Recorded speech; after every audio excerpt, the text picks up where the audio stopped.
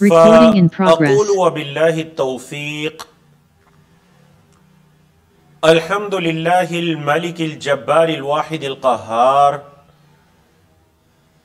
وأشهد أن لا إله إلا الله وحده لا شريك له رب السماوات والأرض وما بينهما العزيز الغفار وصلى الله على النبي المصطفى المختار وعلى آله وصحبه الأخيار أما بعد رب اشرح لي صدري ويسر لي أمري واحلل عقدة من لساني يفقهوا قولي اللهم انفعنا بما علمتنا وعلمنا ما ينفعنا وزدنا علما۔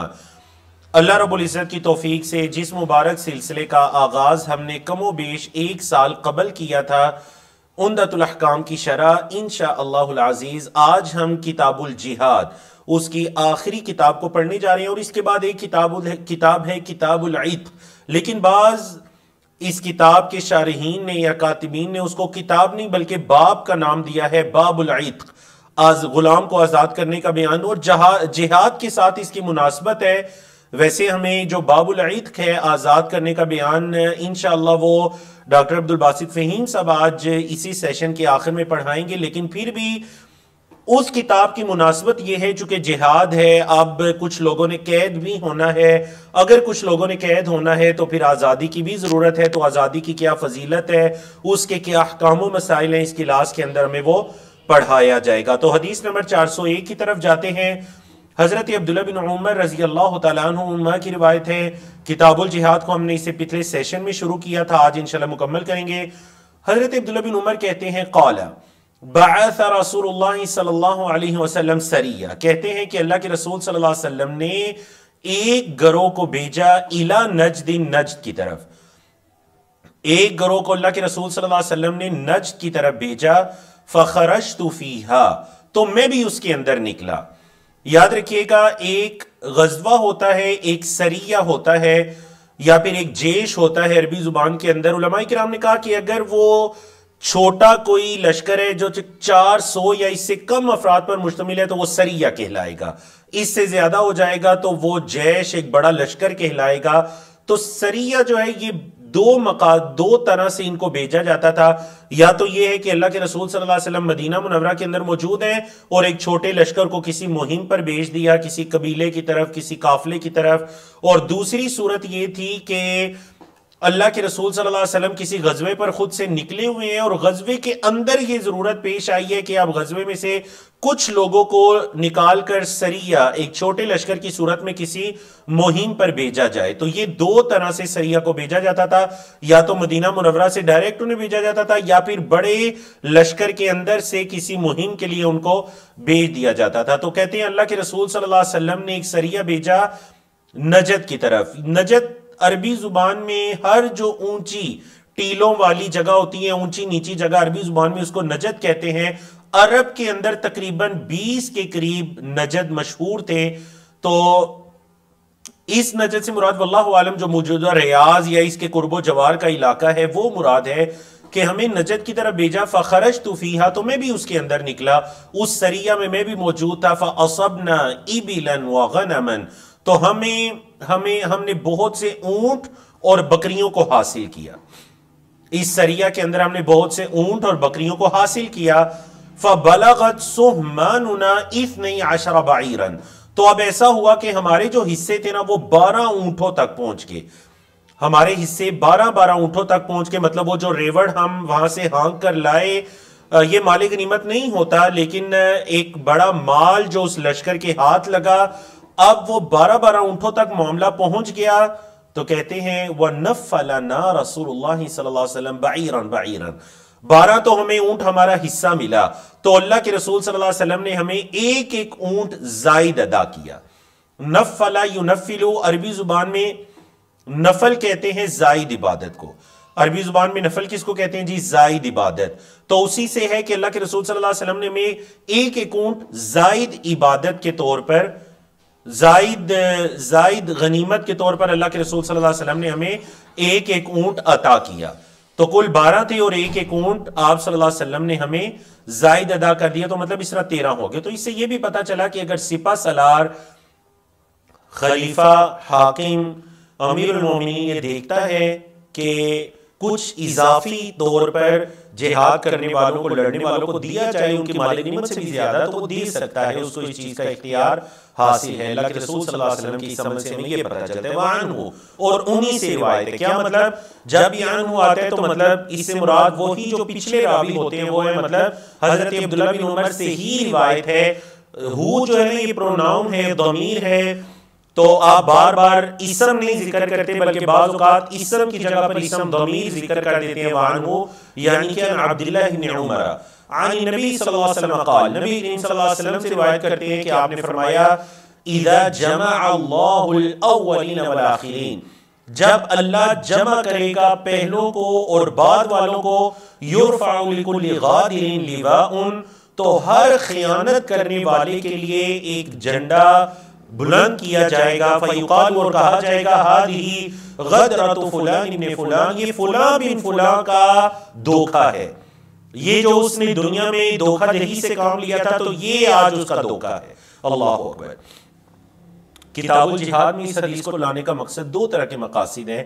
ایک تو غادرین اس کو کہتے ہیں جو عہد و پیما کو توڑ ڈالے، تو مطلب اگر کوئی فریق عہد و پیما کو توڑ دیتا ہے جہاد کے میدان میں یا اس سے پہلے یا صلح صفائی کی صورت میں، تو اس کا مطلب ہے قیامت کے دن اس کے لیے بھی جھنڈا گاڑا جائے گا۔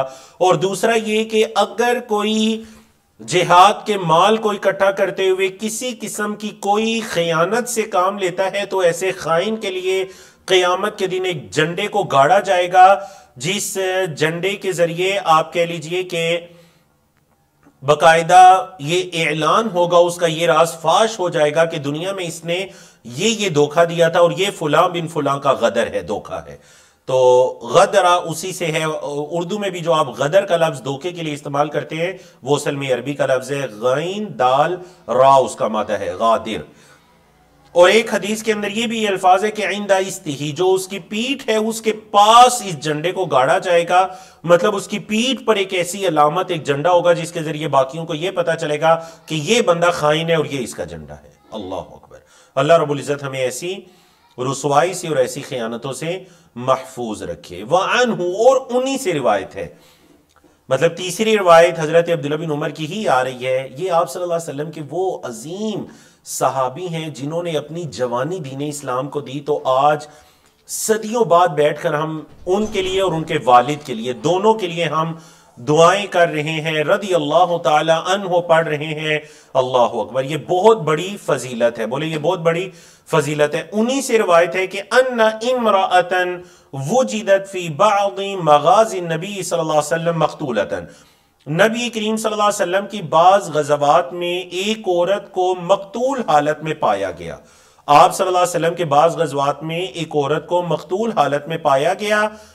اب جب اللہ کے رسول صلی اللہ علیہ وسلم نے دیکھا، اور یہ جو عورت تھی ظاہر بات ہے یہ مسلمان لشکر کی نہیں تھی، یہ کفار لشکر کی عورت تھی، جب اس کو مقتول حالت میں پایا گیا تو فَأَنْكَرَ رسول اللہ صلی اللہ علیہ وسلم قتل النساء والصبیان، تو اللہ کے رسول صلی اللہ علیہ وسلم نے عورتوں اور بچوں کے قتل کرنے سے منع فرما دیا۔ آپ صلی اللہ علیہ وسلم نے عورتوں اور بچوں کے قتل کرنے سے منع فرما دیا۔ اب یہاں پر اس مسئلے کو سن لیجئے کہ اس سے مراد غیر حربی خواتین اور بچے ہیں، ایسی خواتین اور ایسے بچے جو جنگ پر بالکل معاون نہیں ہیں۔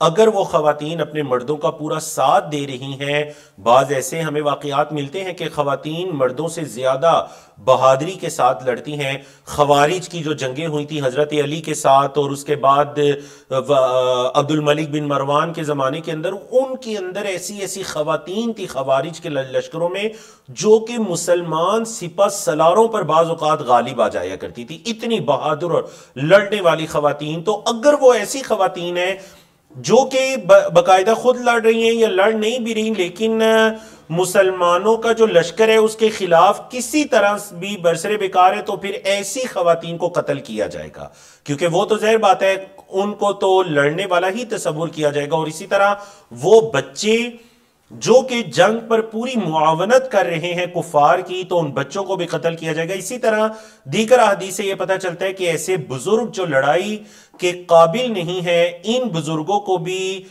نہیں قتل کیا جائے گا۔ لیکن اگر وہ بزرگ لڑائی کے اندر معاونت کر رہے ہیں تو پھر انہیں قتل کیا جائے گا۔ آپ صلی اللہ علیہ وسلم کے زمانوں میں بھی ایسا ہوا کہ ایک بزرگ جو نابینا تھا، جو لڑتا تو نہیں تھا لیکن لڑائی پر بڑے قیمتی مشورے دیا کرتا تھا، اس کو قتل کر دیا گیا۔ حالانکہ وہ بزرگ بھی تھا، نابینا بھی تھا، لیکن اس کو کیوں قتل کر دیا گیا؟ کیونکہ وہ لڑ نہیں رہا تھا لیکن کفار کو بہترین مشورے دے کر ان کو مضبوط کر رہا تھا۔ تو اس طرح سے اگر کوئی خاتون ہے، بچے ہیں یا بوڑھے ہیں، لڑائی میں ڈائریکٹلی یا انڈائریکٹلی، بلا واسطہ یا بالواسطہ شریک ہے، تو ان کو قتل کر دیا جائے گا۔ تو یہ جو کہا گیا، یہ وہ عورت تھی جو بیچاری کوئی حربی نہیں تھی، وہ لڑنے والی نہیں تھی اور وہ قتل ہو گئی۔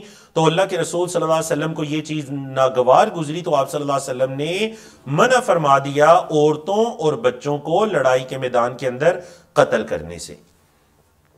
اگلی حدیث کی طرف چلتے ہیں، حدیث 404، اور یہ روایت ہے حضرت انس بن مالک رضی اللہ تعالیٰ عنہ کی، نبی کریم صلی اللہ علیہ وسلم کے خادم ہیں۔ کہتے ہیں ان عبد الرحمن بن عوف والزبیر بن العوام رضی اللہ عنہما شکیا القمل الى النبی صلی اللہ علیہ وسلم فی غزات لہما فرخص لہما فی قمیص الحریر ورأیتہ علیہما۔ کہتے ہیں کہ حضرت عبد الرحمن بن عوف اور حضرت زبیر بن عوام نے شکیا، دونوں نے شکایت کی، تثنیہ کا صیغہ ہے، دونوں نے شکایت کی۔ کس چیز کی؟ سر کے اندر جو جوئیں وغیرہ پڑ جاتی ہیں ان کی شکایت کی نبی کریم صلی اللہ علیہ وسلم کو۔ فی غزات لہما، ایک غزوے کے اندر جس میں وہ دونوں شریک تھے، تو آپ صلی اللہ علیہ وسلم نے کیا کیا؟ فرخص لہما فی قمیص الحریر، تو اللہ کے رسول صلی اللہ علیہ وسلم نے انہیں ریشم کی قمیص پہننے کی رخصت عطا کر دی۔ آپ صلی اللہ علیہ وسلم نے انہیں ریشم کی قمیص پہننے کی رخصت عطا کر دی۔ وَرَأَيْتُهُ عَلَيْهِمَا، اور حضرت انس کہتے ہیں میں نے اس قمیص کو ان دونوں کے اوپر دیکھا۔ تو آپ کے علم ہے کتاب الجہاد سے پہلے ہم نے کتاب اللباس کو پڑھا تھا، اور کتاب اللباس کے اندر ہم نے یہ پڑھا تھا کہ جو ریشم ہے وہ نبی کریم صلی اللہ علیہ وسلم کی امت کے مردوں پر حرام کیا گیا ہے۔ تو اب اس حدیث کے اندر جو ان دونوں کو رخصت دی گئی تھی وہ ایک بیماری کی وجہ سے رخصت دی گئی تھی کہ موٹا جو بوری مانند لباس ہوتا ہے، اس لباس کے اندر جوئیں اور ایسی چیزیں مزید زیادہ ہو جاتی ہیں، تو رخصت دے دی گئی کہ اگر وہ ریشمی لباس پہن لیں جن میں ان کا سر وغیرہ بالکل صاف ستھرا رہے تو اس کے اندر کوئی حرج والی بات نہیں ہے۔ اور یہ ایک مسئلہ ہو گیا۔ دوسرا مسئلہ جو یہاں سے پتہ چلتا ہے کہ اگر کوئی اس طرح کی دیگر مجبوری ہے، مطلب کوئی انسان اس کے جسم پر کوئی الرجی ہو جاتی ہے، خارش وغیرہ ہو جاتی ہے، اور اگر کوئی مسلمان ڈاکٹر اسے یہ ریکمینڈ کرتا ہے کہ اب آپ کی یہ خارش وغیرہ یا یہ جلد کی بیماری، یا بعض اوقات انسان جل جاتا ہے، یا جلد کی کوئی بیماری یا خارش وغیرہ، الرجی وغیرہ، ایسی کسی مجبوری کی صورت میں اگر کوئی مسلمان ڈاکٹر یہ ریکمینڈ کرتا ہے کہ آپ ریشمی لباس پہن لیجئے، آپ کی اس بیماری میں کمی آئے گی، اضافہ نہیں ہوگا، یا پھر آپ کو تکلیف نہیں ہوگی، تو یہ مجبوری کی کیفیت ہے۔ جس طرح پانی نہ ملنے کی صورت میں تیمم ہے، یا جس طرح کھڑے ہو کر نماز نہ پڑھنے کی استطاعت رکھنے پر آپ بیٹھ کر نماز پڑھ لیتے ہیں، تو یاد رکھیے گا کہ یہ ایک مجبوری کی کیفیت ہے۔ آپ صلی اللہ علیہ وسلم نے ایک اوورآل اجازت نہیں دی مردوں کے لیے، بلکہ ان کی اس بیماری یا مجبوری کی وجہ سے اجازت دی، اور انہوں نے اس رخصت کو قبول بھی کر لیا۔ بولے انہوں نے اس رخصت کو قبول بھی کر لیا۔ تو اسی لیے حضرت انس کہتے ہیں کہ میں نے دیکھا وہ جو ریشم کی قمیص تھی وہ ان کے اوپر تھی، مطلب یہ کہ انہوں نے اس رخصت کو قبول کر لیا۔ تو یاد رکھیے گا نبی کریم صلی اللہ علیہ وسلم کی جو صحابہ ہیں نا، اور حتیٰ کہ اللہ کے رسول صلی اللہ علیہ وسلم بھی اللہ کی طرف سے دی ہوئی رخصتوں کو قبول کر لیا کرتے تھے۔ اور ایک حدیث کے اندر آپ صلی اللہ علیہ وسلم نے ارشاد فرمایا کہ جس طرح اللہ کو یہ پسند ہے کہ اللہ کے فرائض پر عمل کیا جائے، بالکل اسی طرح اللہ کو یہ پسند ہے کہ اس کی رخصتوں پر عمل کیا جائے، تو رخصتوں پر عمل کیا کریں۔ اگر کبھی آپ سفر کے اندر ہیں تو نماز کو قصر کر لیا کریں، اگر کبھی بیماری وغیرہ کی حالت ہے تو بیٹھ کر نماز پڑھ لیا کریں، اگر بیٹھنے کی استطاعت نہیں ہے لیٹ کر نماز پڑھ لیا کریں۔ رمضان کے اندر استطاعت نہیں ہے روزہ رکھنے کی، بیماری کی وجہ سے، سفر کی وجہ سے، آپ روزہ چھوڑ کر باقی دنوں کے اندر مکمل کر لیجئے۔ تو یہ اللہ کی رخصتیں ہیں، ان رخصتوں پر عمل کیجئے۔ شکوک و شبہات کے اندر ہم مبتلا ہو جائیے کہ جی بعض لوگ کہتے ہیں کہ جی ہمارا دل نہیں مطمئن ہوتا آدھی نماز پڑھ کر، قصر نماز پڑھ کر۔ اگر آپ کا دل نہیں مطمئن ہو رہا تو اپنے دل کا علاج کیجئے۔ آپ قرآن و سنت کی نصوص کو دیکھیے، جب نبی کریم صلی اللہ علیہ وسلم قصر نماز پڑھ لیں، یا بعض لوگ کہتے ہیں کہ قصر پڑھ لیں نمازوں کو جمع نہیں کریں گے سفر کی حالت میں، ظہر کے ساتھ قصر یا عصر کے ساتھ ظہر یا مغرب کے ساتھ عشاء یا عشاء کے ساتھ مغرب نہیں پڑھیں گے، تو انہیں یہ کہا جائے گا آپ اپنے فہم کا علاج کیجئے۔ کیوں؟ کیونکہ اللہ کے رسول صلی اللہ علیہ وسلم تو نمازوں کو جمع بھی کر لیا کرتے تھے، نمازوں کو قصر بھی کر لیا کرتے تھے، کیونکہ آپ صلی اللہ علیہ وسلم نے ہی فرمایا کہ جیسے اللہ کو یہ پسند ہے کہ اس کے فرائض پر عمل کیا جائے، اسی طرح اللہ کو یہ پسند ہے کہ اس کی رخصتوں پر عمل کیا جائے۔ اللہ ہمیں عمل کرنے کی توفیق عطا کرے۔ اللہ خوش ہوتا ہے کہ میں نے اپنے بندوں کو کوئی رخصت دی اور میرے بندوں نے وہ قبول کر لی۔ تو چلیے جی، 3 احادیث آپ نے بیٹے کی پڑھی حضرت عبداللہ بن عمر، اب ایک حدیث بیچ میں حضرت انس کی آئی، اور حدیث 405 والد کی آئی حضرت عمر بن خطاب کی رضی اللہ عنہ قال۔ اللہ اکبر، اللہ اکبر۔ بعض علماء سے سوال ہونا کہ صحابہ کرام کو کس چیز نے زندہ رکھا ہوا ہے، تو جواب دینے والے نے کہا کہ نبی کریم صلی اللہ علیہ وسلم کی احادیث نے انہیں زندہ رکھا ہوا ہے، کیونکہ جب ہم احادیث پڑھتے ہیں تو ان کے اندر ہم پڑھتے ہیں اللہ کے رسول صلی اللہ علیہ وسلم نے فرمایا، اس سے پہلے ہمیں وہ بتانے والے کون ہوتے ہیں، وہ کوئی نہ کوئی صحابی رسول ہوتے ہیں، وہ حضرت ابو ہریرہ ہوتے ہیں، حضرت عبداللہ بن عمر ہوتے ہیں، حضرت عبداللہ بن مسعود ہوتے ہیں، حضرت عائشہ ہوتی ہیں، حضرت ام سلمہ ہوتی ہیں، حضرت حفصہ ہوتی ہیں۔ اللہ اکبر، اللہ ان سب سے راضی ہو۔ تو حضرت عمر ابن خطاب کی روایت ہے، قال کہتے ہیں کانت اموال بنی نضیر مما افاء اللہ علی رسولہ۔ بنو نضیر، مدینہ کے اندر یہود کے 3 قبائل آباد تھے، بنو قینقاع، بنو نضیر اور بنو قریظہ۔ تفصیل میں ہم نہیں جاتے، سیرت کی کتابوں کے اندر آپ پڑھ سکتے ہیں۔ بنو نذیر کی جو جلا وطنی کا واقعہ تھا، یہ وہ قبیلہ تھا جنہوں نے نبی کریم صلی اللہ علیہ وسلم کے اوپر ایک بڑا چکی کا پتھر گرا کر نعوذ باللہ صلی اللہ علیہ وسلم کو قتل کرنے کی ایک گھنونی سازش تیار کی تھی۔ جب وحی کے ذریعے آپ صلی اللہ علیہ وسلم کو بتا دیا، اللہ نے آپ کی حفاظت فرمائی، تو پھر نبی کریم صلی اللہ علیہ وسلم نے ان کے جو یہ قبا اور مدینہ منورہ کے درمیان کی آبادی میں بنو نذیر کا قبیلہ آباد تھا، آپ صلی اللہ علیہ وسلم نے ان کے قلعوں کا محاصرہ کر لیا، اور پھر اس چیز پر چھوڑ دیا گیا کہ انہیں قتل نہیں کیا جائے گا، بلکہ اونٹوں پر یہ جتنا مال لاد سکتے ہیں لادیں اور لے جائیں، اور اس کے علاوہ سب کچھ ادھر چھوڑ دیں۔ تو یہ جو تھا اس کو مال فے کہتے ہیں، ایسا مال جو بغیر لڑائی کے حاصل ہو جائے اسے مال فے کہتے ہیں، اور جو مال لڑائی کے ساتھ حاصل ہو اسے مال غنیمت کہتے ہیں۔ تو یہ بنو نذیر کے جو اموال تھے یہ مال فے تھے۔ کہتے ہیں حضرت عمر کے مما افاء اللہ علی رسولہ، یہ وہ مال تھے جو اللہ رب العزت نے اپنے رسول کو عطا کیے۔ تفصیلی واقعہ یہ سورۃ الحشر کے اندر موجود ہے، آپ دیکھ سکتے ہیں۔ مما لم یوجف المسلمون علیہ بخیل ولا رقاب، یہ وہ مال تھے جن پر مسلمانوں نے اپنے گھوڑے اور اپنے سوار وغیرہ نہیں دوڑائے تھے، مسلمانوں کو بغیر جنگ کے یہ مال حاصل ہو گئے تھے۔ وَكَانَتْ لِرَسُولِ اللَّهِ صلی اللہ علیہ وسلم خالصاً، اب مال فے کے احکام یہ ہیں کہ وہ اللہ اور اس کے رسول کے ہیں، یا پھر جہاد کے اندر خرچ کرنے کے لیے ہیں۔ چونکہ وہ مال غنیمت نہیں ہے تو اس کے اندر عام تمام مسلمانوں کا حصہ نہیں ہوتا، اور اس کے اندر بھی بڑی حکمت ہے۔ دیکھیں نا، مال غنیمت کے اندر تو کنسیپٹ یہ ہے، تصور یہ ہے کہ جو لڑنے والے ہیں، مقاتلین ہیں، وہ مال غنیمت ان کے درمیان تقسیم کر دیا جائے گا عدل و انصاف کے ساتھ، ٹھیک ہے جی؟ جس طرح خیبر کے موقع پر یا دیگر غزوات کے موقع پر تقسیم کیا گیا، بدر وغیرہ کے موقع پر تقسیم کیا گیا، مال غنیمت کا تصور تو یہ ہے۔ اب مال فے کے اندر چونکہ لڑائی تو نہیں ہوئی، تو لوگ کہہ سکتے ہیں کہ دیکھیں بہت سے لوگ تو لشکر کے اندر پیچھے آبادی میں بیٹھے ہوئے ہیں، وہ بھی یہ کہہ سکتے ہیں کہ ہمارا بھی حصہ دیجئے۔ تو کس کس کا حصہ دیا جائے گا؟ کیا تمام مسلمانوں کا حصہ مال فے کے اندر؟ کیونکہ لڑائی تو کسی نے نہیں کی، تو اس وجہ سے اس مال کو اللہ اور اس کے رسول کے ساتھ خاص کر لیا گیا۔ تو اسی وجہ سے حضرت عمر کہتے ہیں وَكَانَتْ لِرَسُولِ اللَّهِ صلی اللہ علیہ وسلم خَالِصًا، اور یہ مال خالص اللہ کے رسول صلی اللہ علیہ وسلم کے لیے تھا. فَكَانَ رسول اللہ صلی اللہ علیہ وسلم يَعْزِلُ نَفَقَةَ أَهْلِهِ السَّنَةَ، اللہ کے رسول صلی اللہ علیہ وسلم نے اس مال میں سے اپنے گھر والوں کا جو نان و نفقہ تھا نا، ایک سال کا نان و نفقہ اپنے گھر والوں کا آپ صلی اللہ علیہ وسلم نے الگ کیا. اور الگ کرنے کے بعد آپ صلی اللہ علیہ وسلم نے کیا کیا کہ نبی کریم صلی اللہ علیہ وسلم ثم یجعل ما باقیہ، پھر جو بچ گیا ایک سال اپنے گھر والوں کا خرچ الگ کرنے کے بعد جو بچ گیا تو آپ صلی اللہ علیہ وسلم پھر اس کو رکھ رہے تھے فی القراع والسلاح عدۃ فی سبیل اللہ. آپ صلی اللہ علیہ وسلم اس کو قراع اور اسلحے کے طور پر رکھ رہے تھے، اگلی جنگ کی تیاری کے طور پر رکھ رہے تھے. تو قراع کہتے ہیں جو اونٹوں اور گھوڑوں کا ریوڑ ہوتا ہے جسے کہ اسلامی لشکر کے لیے تیار کیا جاتا ہے، اس کو قراع کہتے ہیں. تو باقی آپ صلی اللہ علیہ وسلم نے اسلحے کے لیے، اگلی کسی جنگ کی تیاری کے لیے اور جانور وغیرہ کے لیے جو جنگوں کے اندر استعمال ہو سکے، آپ صلی اللہ علیہ وسلم نے ان کے لیے رکھ دیا عدۃ فی سبیل اللہ، اللہ کی راہ میں تیاری کے لیے.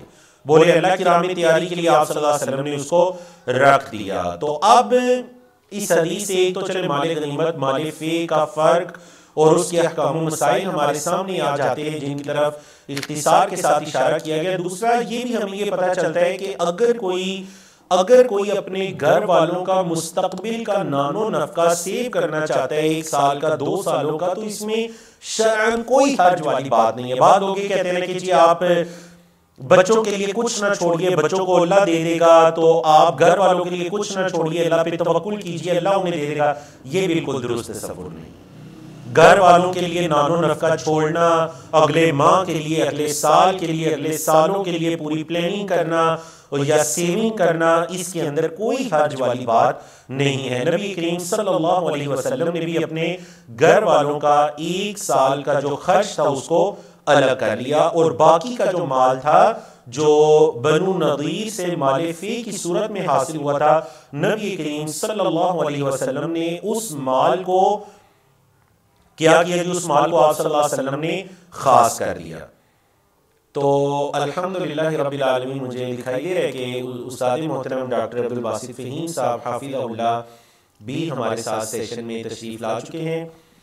تو میری یہ خواہش ہوگی کہ پہلے ہم استاد محترم سے ان کی احادیث کو پڑھ لیتے ہیں، اس کے بعد پھر انشاءاللہ ہم کتاب الجہاد کو مکمل کرتے ہیں. چونکہ ہم نے انہیں 8:30 کا ہی ٹائم دیا تھا اور الحمدللہ بالکل ٹائم پر استاد محترم تشریف لے آئے ہیں. تو ہم ان سے کتاب العید کی یا باب العید کی احادیث کو پڑھتے ہیں، 3 احادیث کو، اس کے بعد انشاءاللہ ہم کتاب الجہاد کو اللہ کی توفیق سے مکمل کرتے ہیں.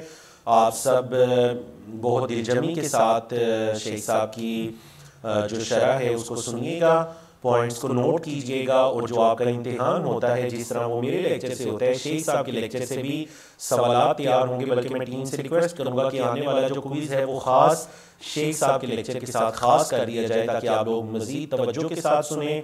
بارک اللہ فیکم. تو میں عالم اسلام کی معروف شخصیت، سابق مدرس مسجد نبوی، جن کی آواز 11 سال تک نبی کریم صلی اللہ علیہ وسلم کی مسجد کے اندر گونجتی رہی، اور اب الحمدللہ پاکستان کے علمی، دعوتی، تعلیمی، تبلیغی حلقات کے اندر ایک نام اور ایک پہچان رکھتے ہیں. ہم سب طالب علموں کی خوش قسمتی کہ آج وہ ہمارے سیشن کے اندر ہمیں آخری 3 احادیث پڑھانے کے لیے تشریف لائے ہیں. تو میں دعوت دیتا ہوں ڈاکٹر عبدالباسط فہیم صاحب حافظہ اللہ کو، جو کہ شیخ الحدیث ہیں جامعہ سلفیہ اسلام آباد کے، کہ وہ تشریف لائیں اور ہمیں اس کتاب کی آخری حدیث پڑھائیں. بارک اللہ فیکم و تقبل اللہ منا و منکم. السلام علیکم ورحمۃ اللہ وبرکاتہ. جی وعلیکم السلام ورحمۃ اللہ وبرکاتہ. جی شیخ صاحب، اگر آپ چاہیں تو آپ یہ مکمل کر لیں. میں ایک دفعہ آؤٹ ہو جاتا ہوں تو میں آدھے گھنٹے کے بعد آ جاؤں گا. اگر آپ مکمل کرنا چاہتے ہیں وہ حدیث، جیسے آپ چاہیں، جیسے آپ کی پسند ہو. شیخ صاحب آدھا گھنٹہ تو نہیں، آپ اگر ہمیں صرف 15 منٹ کا ٹائم دے دیں، اور میں معذرت بھی چاہوں گا آپ سے اس کے لیے. 15 منٹ بھی انشاءاللہ ہمارے لیے کافی ہوں گے. اگر 15 منٹ کا ٹائم مل جائے تو انشاءاللہ 15 منٹ کے بعد آپ تشریف لا سکتے ہیں انشاءاللہ. بس ٹھیک ہے، ٹھیک ہے، آپ مکمل کریں. جزاکم اللہ خیرا. بارک اللہ فیکم. بارک اللہ فیکم. شیخ صاحب کو اللہ اجر عظیم عطا کرے کہ ماشاءاللہ انہوں نے چونکہ وہ ٹائم طے تھا لیکن انہوں نے ماشاءاللہ ایک بڑا پن دکھایا الحمدللہ کہ وہ ہماری کتاب مکمل کرنے پر یا کتاب الجہاد مکمل کرنے پر تشریف لائیں گے. جزاکم اللہ خیرا واحسن اللہ الیکم. تو حضرت عبداللہ بن عمر کی پھر سے حدیث آ گئی. اللہ اکبر. دیکھیں جی کیا ہی فضیلت ہے, کیا ہی کہنے ہیں اس باپ بیٹے کی عظمت کی. اللہ اکبر. تو حضرت عبداللہ بن عمر کہتے ہیں کہ اجر النبی صلی اللہ علیہ وسلم ما ضمر من الخیل من الحفیاء الى ثنیۃ الوداع. یہ حفیاء اور ثنیۃ الوداع مدینہ کے اندر دو جگہ ہیں. نبی کریم صلی اللہ علیہ وسلم نے جو تزمیر شدہ گھوڑے ہوتے ہیں, عربی زبان کے اندر جو تزمیر والے گھوڑے ہوتے ہیں نا, ان کا یہ ہوتا ہے کہ پہلے گھوڑے کو خوب کھلایا جاتا ہے. جب وہ گھوڑا اچھا اس کے جسم پر کچھ گوشت چربی جمع ہو جاتی ہے, پھر اسے خوب بگایا جاتا ہے تاکہ اس کی وہ چربی پگھلے اور اس کا جسم خوب مضبوط ہو جائے. اسے تزمیر کہتے ہیں عربی زبان کے اندر. تو اللہ کے رسول صلی اللہ علیہ وسلم نے جو تزمیر والے گھوڑے تھے نا, ان کو چلایا. ایک آپ صلی اللہ علیہ وسلم نے دوڑ کا اہتمام کیا. کہاں سے کہاں تک؟ حفیہ نامی جگہ سے لے کر ثنیۃ الوداع نامی جگہ تک. یہ وہی ثنیۃ الوداع نامی جگہ ہے. آپ صلی اللہ علیہ وسلم جب ہجرت کر کے مدینہ منورہ تشریف لائے تھے تو اسی جگہ سے آپ صلی اللہ علیہ وسلم مدینہ منورہ میں داخل ہوئے تھے. وہ جو آپ نے نظم سنی بھی ہوگی, اگرچہ کچھ علماء کا اس میں کلام بھی موجود ہے, اس میں اس کا تذکرہ ہے طلع البدر علینا من ثنیۃ الوداع. وہ یہی ثنیۃ الوداع ہے کہ وہاں سے ایک بدر, ایک چاند ہم پر طلوع ہوا. اللہ اکبر. اور بتا رہے ہیں حضرت عبداللہ بن عمر کہ وَأَجْرَ مَا لَمْ يُضَمَّرْ, اور وہ گھوڑے جن کی تزمیر نہیں ہوئی تھی, مِنَ الثَّنِيَّةِ إِلَى مسجد بنی زریق, انہیں ثنیہ نامی جگہ سے لے کر مسجد بنو زریق تک بگایا گیا. مطلب دوڑ کے دو پوائنٹس مقرر کر دیے گئے, ایک حفیہ نامی جگہ سے لے کر ثنیۃ الوداع اور دوسری ثنیہ جگہ سے لے کر بنو زریق کی مسجد تک. قال ابن عمر, حضرت ابن عمر کہتے ہیں وَكُنْتُ فِي مَنْ أَجْرَى, تو وہ جو گھوڑوں کو دوڑانے والے تھے نا, میں بھی ان میں شریک تھا, میں بھی اس میں شریک تھا. قال سفیان, سفیان کہتے ہیں, اب وہ بتا رہے ہیں کتنی جگہ ہے, کہہ رہے ہیں من الحفیہ الى ثنیۃ الوداع, حفیہ سے لے کر جو ثنیۃ الوداع جگہ ہے نا, 5 امیال, یہ تقریباً 5 میل بنتی ہے. حفیہ سے ثنیۃ الوداع یہ 5 میل جگہ بنتی ہے. او 6 یا 6 میل کر لیجئے, 5 یا 6 میل جگہ بنتی ہے. وَمِن ثَنِيَّةِ الْوَدَاعِ إِلَى مسجد بنی زریق, اور ثنیہ نامی سے بنو زریق نامی جو جگہ ہے نا, یہ تقریباً 1 میل بنتی ہے, 1 میل. تو جو تزمیر والے گھوڑے تھے انہیں 5 یا 6 میل دوڑایا گیا, اور جو بغیر تزمیر کے گھوڑے تھے انہیں 1 میل تک آپ صلی اللہ علیہ وسلم نے دوڑایا. تو اسے یہ پتہ چلتا ہے کہ اللہ کے رسول صلی اللہ علیہ وسلم جہاد کے لیے, جنگ کے لیے تیاری کر کے رکھا کرتے تھے. وعنہ, اور انہی کی روایت ہے, یعنی کہ حضرت عبداللہ بن عمر کی ہی روایت ہے. قال, کہتے ہیں عرضت علی النبی صلی اللہ علیہ وسلم, میں نبی کریم صلی اللہ علیہ وسلم پر پیش کیا گیا یوم احد, احد کے دن. وَأَنَا ابْنُ 14 سنہ, اور میں 14 سال کی عمر میں تھا. فَلَمْ يُجِزْنِي, تو آپ صلی اللہ علیہ وسلم نے مجھے اجازت نہیں دی. میں پیش کیا گیا, کیا مطلب یہ کہ احد کی جنگ میں جنہوں نے شریک ہونا تھا تو میرا نام بھی اس میں پیش کیا گیا کہ عبداللہ بن عمر, جو حضرت عمر کے بیٹے ہیں عبداللہ, وہ بھی احد میں شریک ہونے کی شدید تڑپ رکھتے ہیں. میرا نام بھی پیش کیا گیا, اور میری عمر اس وقت 14 سال تھی. تو فلم یجزنی, آپ صلی اللہ علیہ وسلم نے مجھے اجازت نہیں دی شریک ہونے کی. وعرضت علی یوم الخندق وَأَنَا ابْنُ 15 فَأَجَازَنِي, اور میں خندق کے دن آپ صلی اللہ علیہ وسلم پر پیش کیا گیا, اور میں 15 سال کا تھا, تو آپ صلی اللہ علیہ وسلم نے مجھے اجازت دے دی. ٹھیک ہے جی, مسئلہ آپ کو سمجھ آ گیا نا. اب یہاں پر ظاہر بات ہے, ایک تو ظاہری مسئلہ ہے جو آپ کو پتہ چل گیا کہ جب وہ غیر بالغ تھے تو انہیں اجازت نہیں دے گی, غیر بالغ تھے تو انہیں اجازت نہیں دے گی احد کے موقع پر, اور خندق کے موقع پر جب وہ بالغ ہو گئے تھے تو انہیں باقاعدہ لڑنے کی اجازت دے دی گئی, غزوے میں شریک ہونے کی اجازت دے دی گئی. تو اس سے یہ پتا چلا کہ غزوات کے اندر وہ شریک ہوں گے جو کہ بلوغت کی عمر کو پہنچ چکے ہوں. دوسرا مسئلہ, اللہ اکبر, کہ یہ جو غزوہ احد ہوا 3 ہجری کے اندر اور غزوہ خندق ہوا 5 ہجری کے اندر, تو 3 4 5 مطلب اس میں تو 2 سالوں کا گیپ ہے.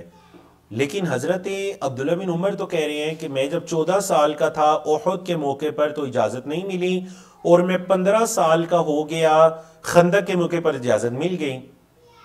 سمجھا کہ آپ کو؟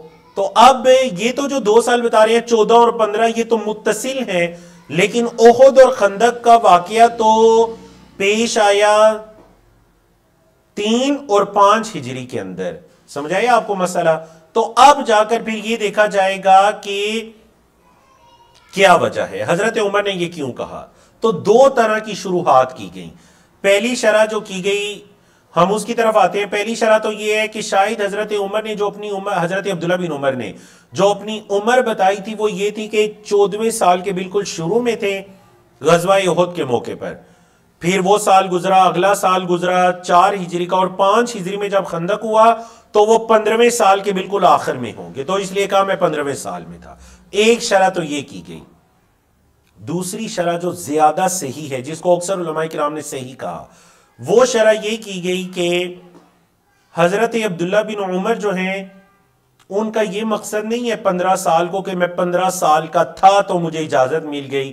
وَأَنَا ابْنُ 15 کا مطلب یہ ہے کہ میں 15واں سال کو پہنچ چکا تھا تو مجھے اجازت دے دی گئی. تو یہ زیادہ درست معلوم ہوتا ہے. مطلب یہ کہ ان کی عمر شاید 16-17 ہو، لیکن چونکہ 15ویں سال کو پہنچ چکے تھے تو اس لیے کہا وَأَنَا ابْنُ 15، میں 15 سال کا ہو چکا تھا.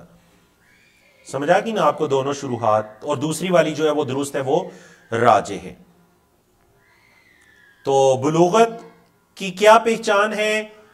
یا تو جو احتلام وغیرہ ہوتا ہے اس کے ذریعے بلوغت کو پہچانا جائے، یا پھر 15 سال کی عمر جو شریعت اسلامیہ کے اندر فقہا کے نزدیک ایک عمر ہے 15 سال کی، اور تیسرا یہ ہے کہ جو زیر ناف بال وغیرہ ہوتے ہیں ان کے ذریعے پہچانا جائے. یہ 3 طرح کے طریقے ہیں بلوغت کو پہچاننے کے. اگلی حدیث کی طرف چلتے ہیں جو کہ حضرت عبداللہ بن عمر کی ہی روایت ہے. ماشاءاللہ کتاب الجہاد کی اکثر احادیث حضرت عبداللہ بن عمر کی ہی روایات ہیں. ان رسول اللہ صلی اللہ علیہ وسلم قسم فی النفل للفرس سہمین وللرجل سہما. اللہ کے رسول صلی اللہ علیہ وسلم نے جو مال غنیمت میں تقسیم کیا تو آپ نے گھوڑے کے 2 حصے مقرر کیے اور لڑنے والے کا یعنی بغیر گھوڑے کے لڑنے والے کا 1 حصہ مقرر کیا. تو اگر کوئی شخص گھوڑا لے کر شریک ہوا تو اسے مال غنیمت سے کتنے حصے ملیں گے؟ 3 حصے. 2 حصے گھوڑے کے اور 1 حصہ اس کا اپنا. اور اگر کوئی گھوڑا لے کر شریک نہیں ہوا تو پھر اسے 1 حصہ ملے گا بس اس کا اپنا. مطلب یہ کہ آپ صلی اللہ علیہ وسلم نے یہ رغبت دلانے کے لیے کہ لوگ اپنے گھوڑوں کو صرف خوبصورتی کے لیے یا بگانے کے لیے استعمال نہ کریں بلکہ اپنے گھوڑوں کو اللہ کی راہ میں جہاد کرنے کے لیے استعمال کریں. ایک یہ مقصد ہو گیا، اور دوسرا مقصد یہ ہو گیا کہ لوگوں کو یہ رغبت ہو کہ گھوڑا چونکہ بڑا قیمتی مال تصور ہوتا تھا اس دور کے اندر بھی، تو اللہ کی راہ میں وہ مال پیش کریں. یہ کیا ہوا کہ خود لڑنے کے لیے آ گیا اور گھوڑے کو گھر چھوڑایا. تو مال غنیمت کے اندر چونکہ انسان کی فطرت ہے وہ اپنا فائدہ بھی دیکھتا ہے. تو جب کوئی بندہ یہ دیکھتا ہے کہ میرے گھوڑے کے ساتھ شریک ہونے پر مجھے 3 حصے مل سکتے ہیں مال غنیمت کے اندر، تو اس طرح اسلامی لشکر مزید مضبوط ہوگا. اللہ اکبر. آپ صلی اللہ علیہ وسلم کی کتنی پیاری حکمت عملیاں تھیں اسلامی لشکر کو مضبوط کرنے کے لیے اور دشمن کے اوپر غلبہ پانے کے لیے. وعنہ، اور انہی کی روایت ہے، مطلب حضرت عبداللہ بن عمر کی ہی روایت ہے، ان رسول اللہ صلی اللہ علیہ وسلم كان ينفل بعد من يبعث من السرايا لانفسهم خاصة سوا قسم عامة الجيش. اللہ کے رسول صلی اللہ علیہ وسلم جو تھے نا، جن کو وہ سرایا میں بھیجا کرتے تھے نا، مطلب چھوٹے لشکروں کے اندر آپ صلی اللہ علیہ وسلم ان کو بھیجا کرتے تھے، تو جو غنیمت وہ لے کر آتے اس کے علاوہ بھی آپ صلی اللہ علیہ وسلم انہیں کچھ خاص حصہ ان کے لیے دیا کرتے تھے. کیونکہ دیکھیں ایک تو یہ جذبہ ہے نا کہ اللہ کے رسول صلی اللہ علیہ وسلم کے ساتھ باقاعدہ مسلمانوں کے ایک بڑے لشکر کے ساتھ شریک ہو رہے ہیں، ایک یہ جذبہ ہے، لیکن ساتھ ہی ایک یہ جذبہ بھی ہے کہ آپ صلی اللہ علیہ وسلم کو یہ 8-10 لوگوں کو 50-100 لوگوں کو کسی مہم پر بھیج رہے ہیں، بڑی بہادری کے ساتھ وہ جاتے ہیں، کامیاب ہو کر لوٹتے ہیں. تو آپ صلی اللہ علیہ وسلم وہ جو سرایا تھی نا جو بڑے لشکر سے الگ کر کے بھیجی جاتی تھی یا پھر مدینہ منورہ سے ہی اس کو کسی مہم پر بھیجا جاتا تھا، آپ صلی اللہ علیہ وسلم ان کو ایک الگ سے حصہ دیا کرتے تھے. عام لشکر کے اندر جو تقسیم ہوتی تھی نا اس کے علاوہ اس چھوٹے لشکر کو آپ صلی اللہ علیہ وسلم کچھ خاص حصہ بھی دیا کرتے تھے۔ اگلی حدیث حضرت ابو موسیٰ کی روایت ہے، عبداللہ بن قیس، یاد رکھیے گا یہ حضرت ابو موسیٰ الاشعری ہیں۔ حضرت ابو موسیٰ الاشعری کا نام تھا عبداللہ بن قیس۔ کہتے ہیں عن النبی صلی اللہ علیہ وسلم قال، نبی کریم صلی اللہ علیہ وسلم سے روایت کرتے ہیں کہ آپ صلی اللہ علیہ وسلم نے فرمایا من حمل علینا السلاح فلیس منا، جس نے ہم پر اسلحے کو اٹھایا وہ ہم میں سے نہیں ہے۔ مطلب یہ کہ اسلحہ تو کفار پر اٹھانا چاہیے، کفار کے خلاف مہم جوئی کرنی چاہیے، ان کے خلاف لڑنا چاہیے، لیکن یہ کیسا مسلمان ہے کہ جو کفار کو چھوڑ کر مسلمانوں کے خلاف اسلحہ لے آیا؟ یہ پہلی تشریح۔ اور دوسری تشریح جو کہ بالکل درست ہے وہ یہ کہ جو کہ ہمیں دیگر احادیث سے پتہ چلتی ہے، اور وہ بھی صحیح بخاری مسلم کی حدیث ہے کہ آپ صلی اللہ علیہ وسلم نے فرمایا لا یشر احدکم الی اخیہ بالصلاۃ، کوئی تم میں سے اپنے بھائی کی طرف اسلحے کے ساتھ اشارہ نہ کرے، کوئی نیزہ لے کر، تلوار لے کر، تیر وغیرہ لے کر کسی کی طرف اس کو نہ اٹھائے۔ کیوں؟ فَإِنَّهُ لَا يَدْرِي، اسے نہیں پتا، لَعَلَّ الشَّيْطَانَ يَنزِعُ فِي يَدِهِ فَيَقَعُ فِي حُفْرَةٍ مِّنَ النَّارِ، شاید کہ شیطان اسے چلا ہی نہ دے، کوئی ایسا شیطانی کام ہو جائے، اس لیے اپنے مسلمان بھائی کی طرف اس کو اٹھایا، شیطان نے کوئی نزع کیا، شیطان نے کوئی ایسا اٹکل پچو کیا کہ وہ اپنے بھائی کو اس کا وہ اسلحہ لگ گیا اور وہ بھائی فوت ہو گیا، اور یہ بندہ اس کی وفات کی وجہ سے آگ میں چلا گیا۔ سمجھ آ گئی نا آپ کو؟ تو اس وجہ سے جس نے ہماری طرف اسلحے کو اٹھایا وہ ہم میں سے نہیں۔ اور یاد رکھیے گا یہ عام ہے کہ اگر کوئی چھری وغیرہ ہے یا کوئی بھی ایسا آلہ ہے، حتیٰ کہ گھروں کے اندر کوئی ایسی چیز، بعض اوقات ہم مذاق کے اندر چھری سے کسی کو ڈرانے لگتے ہیں، گرم استری وغیرہ سے ڈرانے لگتے ہیں، یا کوئی بھی ایسا مذاق کرتے ہیں، شریعت کے اندر اس کی بھی اجازت نہیں ہے۔ اس میں بھی یہی حکم ہے کہ شاید کہ آخری موقع پر شیطان کچھ ایسا اپنا وار چلے کہ وہ بندہ زخمی ہو جائے، اور اس کے زخمی ہونے کی وجہ سے یہ بندہ آگ کے اندر چلا جائے۔ اگرچہ اس نے جان کر نہیں کیا، لیکن اس نے اسلحہ تو اٹھایا تھا، مطلب یہ سبب تو بنا، تو شریعت نے وہ سبب، اس دروازے کو ہی بند کر دیا، شریعت نے اس سبب کو ہی نفی کر دیا جس سے مسلمان بھائی کو تکلیف پہنچ سکتی ہے۔ اللہ اکبر۔ اس سے یہ مسئلہ بھی پتہ چلتا ہے نا، دیکھیں یہ تو ایک غیر ارادی طور پر اگر مسلمان بھائی زخمی ہو گیا یا فوت ہو گیا تو یہ بندہ آگ میں چلا جائے گا غیر ارادی طور پر، تو جو جان بوجھ کر اپنے مسلمان بھائی کو نقصان پہنچائے اپنے ہاتھ سے، اپنی زبان سے، اس کا کیا انجام ہو سکتا ہے یہ لو آپ خود سے دیکھ لیجئے۔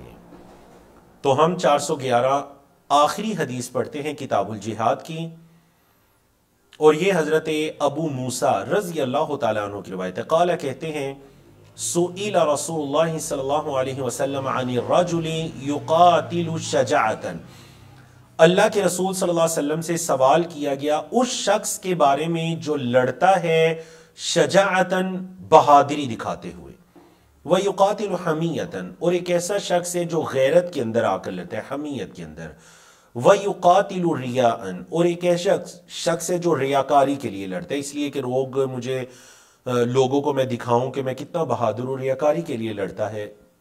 ان تینوں کے بارے میں سوال کیا گیا کہ اللہ کے رسول صلی اللہ علیہ وسلم، ایک شخص اپنے آپ کو بہادر ثابت کرنے کے لیے لڑتا ہے، ایک شخص اپنے قوم، قبیلے یا زبان یا علاقے کی غیرت کے اندر لڑتا ہے، اور ایک شخص دکھلاوے کے لیے لڑتا ہے، دوسروں کو دکھانے کے لیے۔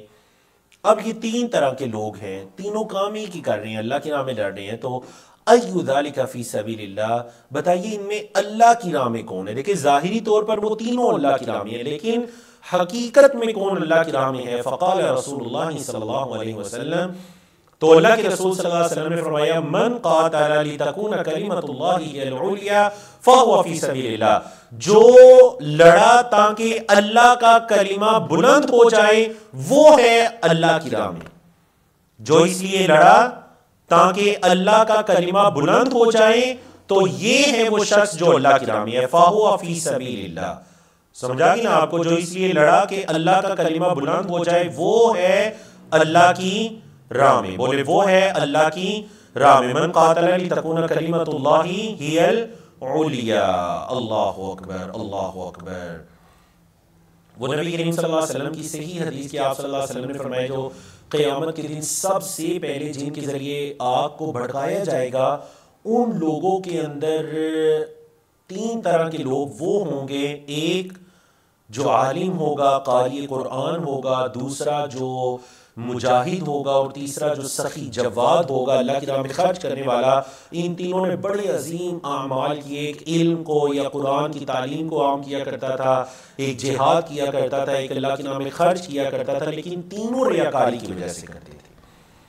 تو وہ جو مجاہد ہوگا وہ کہ گئے اللہ میں نے اپنی جان تیری راہ میں قربان کی، اللہ فرمائے گا تو نے جو میری راہ میں قربان کی، تو نے اپنے آپ کو شجاع بہادر کہلانے کے لیے قربان کی۔ وقت قیلا، دنیا کے اندر تجھے بڑے بڑے القابات دے دیے گئے، تجھے بہادر کہہ دیا گیا، آج میرے ہاں تیرے لیے کچھ بھی نہیں ہے۔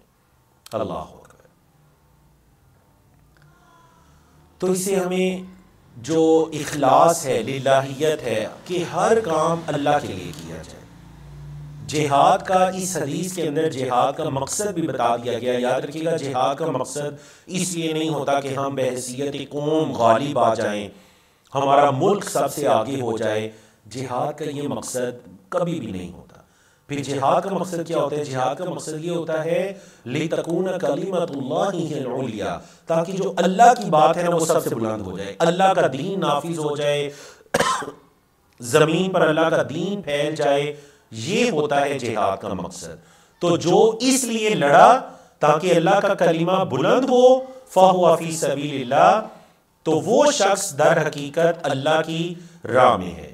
اور اس کے علاوہ جو اس لیے لڑا تاکہ اسے بہادر کہا جائے، تاکہ وہ اپنی غیرت اور حمیت کو دکھانے کے لیے لڑا، یا وہ ریاکاری کے لیے لڑا، تو یہ شخص اللہ کی راہ میں نہیں ہے۔ بلکہ یہ شخص جس مقصد کے لیے لڑا بس اس کا وہی مقصد ہے۔ لوگوں نے بہادر کہہ دیا، دنیا میں اسے اس کے عمل کا بدلہ مل گیا، اس کی حمیت غیرت اگر غالب آ گئی، دشمن کو اس نے مار دیا تو بس اسے یہ بدلہ مل گیا۔ اللہ کی راہ میں یہ نہیں لڑا۔ اللہ کی راہ میں لڑتا تو اس کا مقصد یہ ہوتا کہ میں اللہ کے دین کے نفاذ کے لیے، اللہ کے کلمے کی بلندی کے لیے لڑ رہا ہوں۔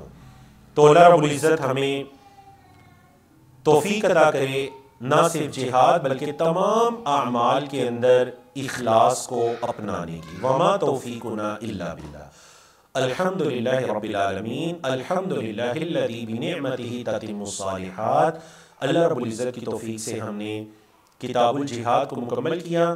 اب ہم کتاب العید کو یا بعض نسخوں کے اندر اس کو باب العید کہا گیا، کتاب الجہاد کے اندر ضمناً اس کو ایک چیپٹر بنا دیا گیا باب العید۔ تو کتاب العید یا باب العید کو ہم استاد محترم فضیلت الشیخ شیخ الحدیث ڈاکٹر عبدالباسط فہیم صاحب حافظہ اللہ سے ان 3 احادیث کی شرح کو سنتے ہیں، جو کہ ماشاءاللہ تشریف لا چکے ہیں۔ تو میں بلا کسی تمہید اور تاخیر کے دعوت دیتا ہوں استاد محترم ڈاکٹر عبدالباسط فہیم صاحب حافظہ اللہ کو کہ وہ ہمیں درس حدیث دیں، آخری 3 احادیث کو پڑھا کر نبی کریم صلی اللہ علیہ وسلم کی احادیث کا یہ مبارک سلسلہ جو کم و بیش 1 سال قبل ہم نے شروع کیا تھا، اس کو مکمل کریں۔ وما توفیقنا الا باللہ۔